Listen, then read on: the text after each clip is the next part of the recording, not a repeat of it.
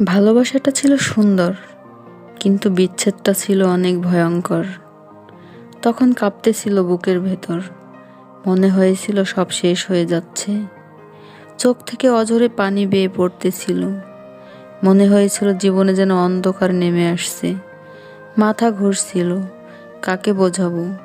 যে আমাকে বুঝলো না, তাকে আর পুরো উপন্যাস পড়েও বোঝালে সে বুঝবে না। পুরুষের মিথ্যা মায়ায় যে নারী পড়েছে ধরা, সে নারী মুক্তি পাবে না মৃত্যুবরণ ছাড়া। তুমি না হয় আমার স্বপ্নটা ভেঙে দিলে, তবুও মনে রেখো, তুমি ছিলে আমার একমাত্র স্বপ্ন। সেটা আমি যে কোনো মূল্যে পূরণ করতে চেয়েছিলাম, সেটা তুমি ভেঙে দিলে তোমার মতো করে। যখন দুজনের রাস্তাটা আলাদা হয়ে গেল, তুমি পিছু ফিরে তাকাওনি, মনের সুখে চলে গেলে। আমি সেই পুরনো স্মৃতি ভাবতে ভাবতে ফিরে এলাম। অবশেষে তোমাকে মুক্তি দিয়ে দিলাম।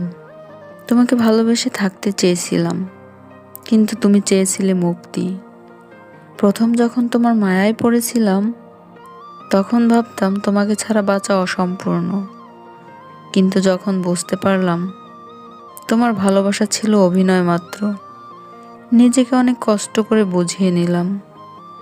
তোমার মায়ায় আটকে থেকে কোনো লাভ নেই, পুরো জীবনটাই লচের।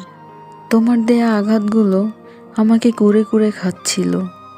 জীবনের অনেকটা টাইম লস করেছি তোমার মায়ায় পড়ে।